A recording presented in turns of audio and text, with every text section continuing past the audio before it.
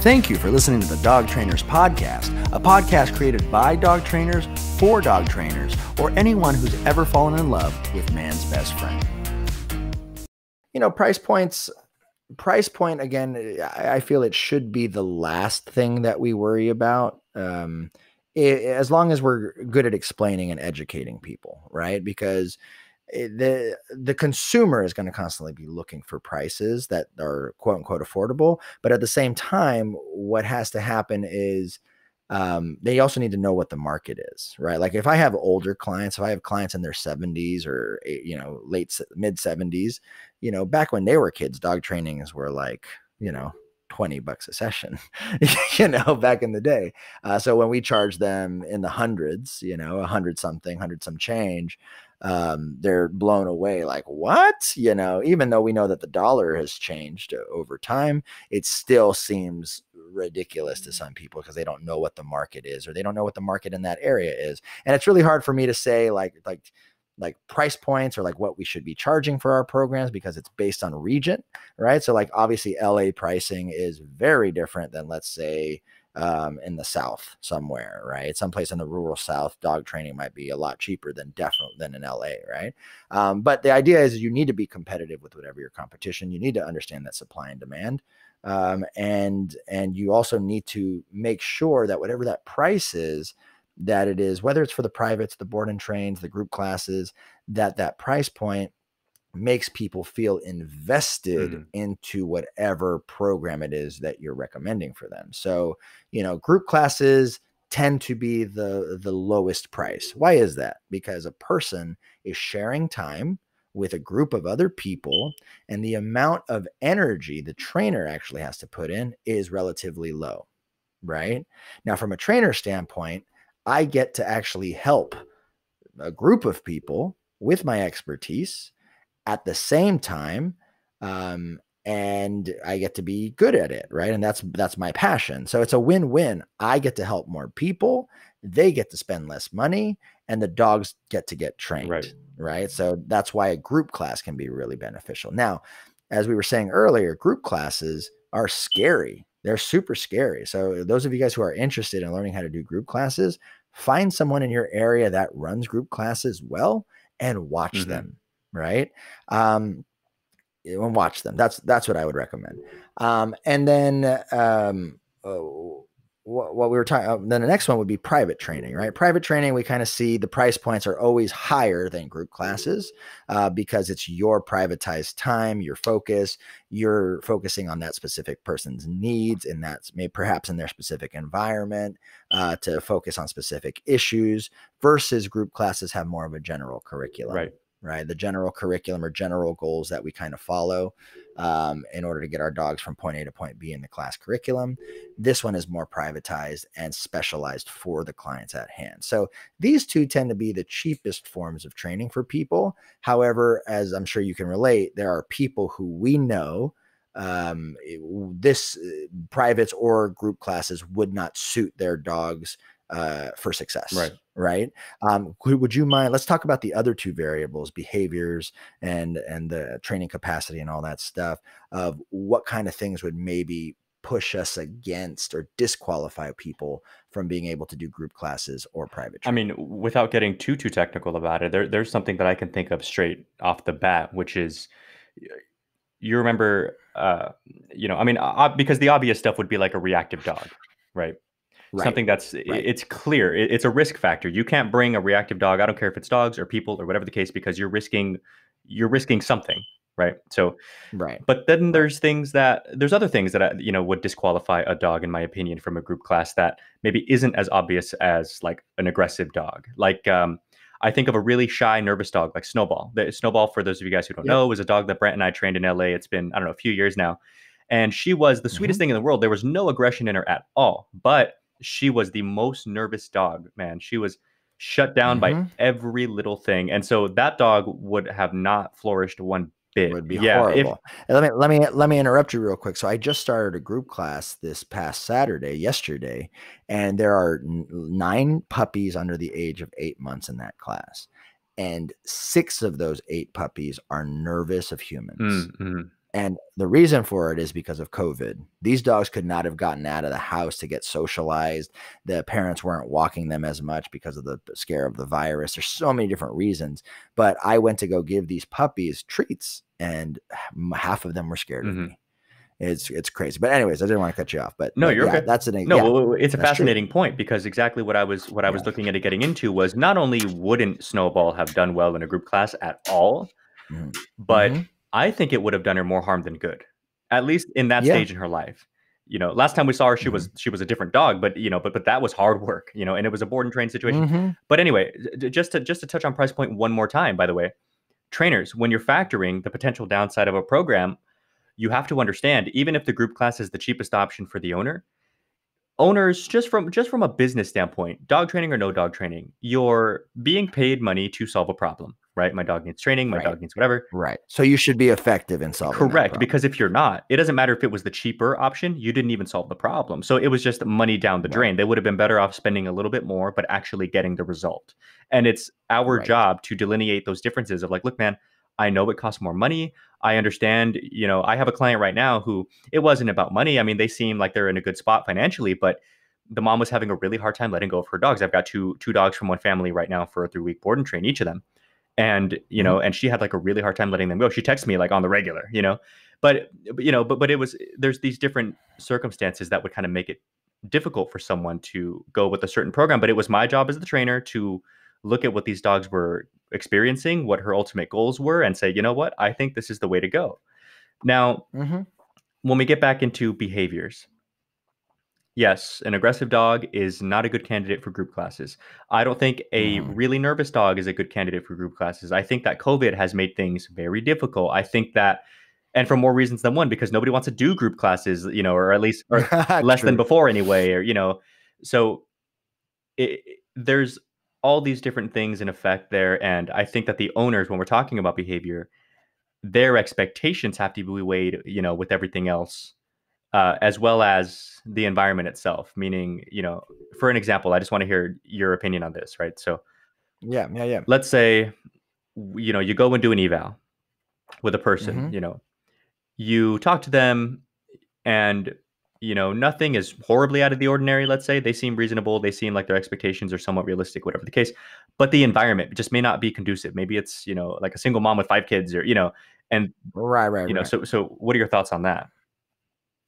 Well, yeah, I think sometimes the environment, again, it's all depending on the behavior, but we know as trainers that sometimes the environment exacerbates a problem, right? So like if I have a household with a bunch of, kids, and pretty much if the house is like a circus, well, the dog will act like he lives at a circus, right? So if the kids are here and the mom's there and the parents are all over the place and, there's a lot of yelling and screaming and disorganization, well, it's really hard within that process to try and get a dog to be patient, have self-control, anchored, etc. Right? Sometimes, depending on the behavior as well, if I have a dog who the home is actually what's triggering the behavior, be it like being territorial, being reactive, maybe it's one of the family members the dog's super possessive of, like there's a number of different things it could be. But yeah, is the environment conducive to training? Do they have quiet areas where maybe they could do practice the dog? If they don't have quiet area, do they live in an apartment? Like what is that environment, and could we potentially see someone successfully being able to train that dog given a certain curriculum in that environment? Effective. Right. And I think that when we talk about the environment being conducive, I think that we also have to look at things from the trainer's perspective. So, let's say we do have a dog. Okay. So let's kind of step away from the single mom with the 5 kids. Let's talk about now one young person, right? Like first time dog owner, male, female, doesn't really matter. And they go and adopt a dog from the shelter. And let's say whatever the person is, male or female, the dog is the opposite of that, right? Male dog, female owner, or vice versa. And so they adopt a dog. Dog is severely under socialized because whatever their history may be. And so they become protective. Now, in that circumstance, you've got a protective dog and this random stranger coming to the house being the trainer. That may not be the smartest thing for you to do. So that's why it's up to us to say, hey, you know what? I don't think private in-home lessons are going to be the way to go for you. I think maybe we can get away with lessons at my house, or we should look into a board and train at the park, right? Neutral ground, right? So these are all things to consider, right? So these are just a couple of things I wanted to throw out there. But let me hear you talk a little bit about this, Brent, because I think just in my daily life, maybe you and I haven't talked about this that much, just because we've both been so busy, with our moving and everything. But just in life in general, I think one thing that you and I have enough experience with to be honest about and realistic about is, can the owners safely do what they have to do? Can they train this dog or manage this dog? I have a story for that, actually. Okay. So this has happened one time, and it really actually no, it's happened multiple times, but only one time this drastic, where against my I met a client. Their dog was very human aggressive, and it got to the point where they the dog was on like its fourth or fifth bite, and biting family, drawing blood, needing stitches, all of these things. And in my evaluation and assessment of this dog, I knew in the bottom of my heart, like, this dog, if this dog doesn't get help right away, if they don't change their management system right away, if this dog just doesn't get treated, like, he's gonna bite someone else again, and he's gonna get put down and get put to sleep, right? So I knew all this. However, I let the client kind of control the transaction a little bit. They wanted to do private sessions, and they assured me that they would be able to follow all the rules that I give them, because I was really trying my best to say, guys, this dog's going to bite another person. And if this dog bites one more person, luckily the dog's bit 5 person, but has only had 2 reports to the city. If the dog gets reported a third time, this dog is done. This dog is done. And you know what? I put faith in these people, but one of the big things that you have to do is you have to look at it's kind of like remember, I think we've said this before, but like, if a dog has chewed up 7 beds, stop giving him beds. And stop giving him beds, right? So if a dog has bitten 8, 6, 7 people, there's something that is wrong in that environment that is allowing this dog to bite so often, right? It could be a careless owner. It could be a bad management system. It could be a faulty baby gate. It could be, the gardener leaves the side gate open every now and then, and that's what leads to the bite. It could be all these different things that are out of the owner's control sometimes. And it's crazy, because anyways, in this particular scenario, the long story short is, I've agreed to help someone with privates before, knowing that it wasn't the right decision. And 2 weeks into our private sessions, because the dog was still at the home where the bad behavior existed, the dog bit another person, and a week later had to get put down. And I felt like I fucking failed. I felt like I should have said something, and I was so pissed at the owners, but in actuality, I was mad at myself. I was so mad at the fact that I knew better, and I didn't stand up for what it is that I wanted to say. And so when we talk about realistically, can owners safely train their dogs, we have to look at, are they capable of, should they have even owned this dog? Right. Should they have even owned this dog? Should they have even owned this dog, right? And in a scenario like that, like, I feel that if I would have held my ground, if I could have done it, but again, there's a bunch of things I could have said, but this is just a tragic story. Now, there's been other scenarios where, sometimes it's the owner, right? Like, the dog's training for recall, and the person gets really cocky, and then prematurely lets the dog off leash, and then the dog, runs away, and then they find him 2 days later. So luckily I haven't had any crazy stories like the one other than the one where the dog gets put down. But yeah, this is an example of what we're talking about. Can the owner safely train their dogs at their house, right, and be successful? Well, and let me mention something that may or may not be a little controversial, let's say. Okay. So from a trainer's perspective, you can agree or disagree. Okay. It's not like when the owner assures you, because you're absolutely right. I've been in that position too. When the owner assures you they can do this, they can blah, blah, blah, it's not that they're lying to you. I don't think anyway. But as the professional, you almost have to look at them, and I want this to come off with a grain of salt, okay? I don't mean this in any kind of derogatory way. You have to look at things as a professional and say, listen, and I wouldn't say this out loud, but this is like my thought process. Like, look, man, I'm sure you think you could do this. I don't think I don't think that you're lying to me, but I don't think that you realize how serious this is. Yeah, but and also the proof is in the pudding. Right. If the dog's bitten 6 people, Correct. So why didn't you think it was serious the first time enough to make a change? exactly. You know what I And mean? so when we're talking about that, when we're talking to the owner face to face, I tend to kind of bring that up a little bit, and I'll be totally honest in a very respectful, Yeah. professional manner. I dig into them a little bit, and I say like, look, I hear you and everything, but this dog has bitten 7 people over the past 5 years. I don't think that you're doing what you need to be doing, and so I really think that Yeah. you should, let me take the dog and train him, and then, and you have to wake up, and Yep. realize just Yep. what's going on here, and I've got stories like that myself, and, just so that you and I can kind of have that, like, little moment of extra bonding of, like, I won't give too much of the story because it's the same, but in LA, I lived in LA for, I don't know, years and years. For people who don't know, I moved to Arizona, like, less than 2 years ago. And I had a client who I can't say too much because it was a more notable person and I signed an NDA. Okay. So they had 2 big, beautiful dogs that were of a certain, like, kennel that people know because they have, like, a YouTube channel and so on and so on. Okay. Wealthy, well-known person, really big, expensive dogs.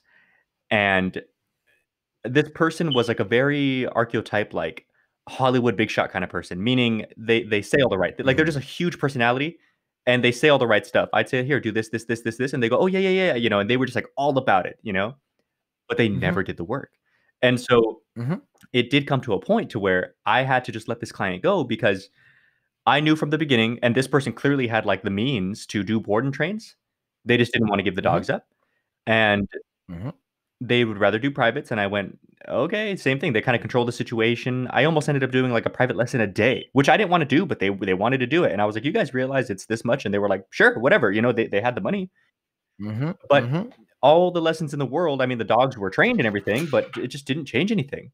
The problem was still there. The owners weren't doing their jobs. And, the worst thing about having clients like that, they're, again, notable person, is you come to the house one day and there's like other notable people around and you as the dog trainer look like a moron because these dogs aren't behaving, and I'm like, okay, this is like becoming damaging now to my business at this point, so I had to let this person go, but it's a shame because they had all the means in the world and they just didn't do what needed to be done. They just didn't see it, I guess. Yeah, and I think and that's part of, just the owner's training capacity. Like, are they willing or do they have the availability to do so?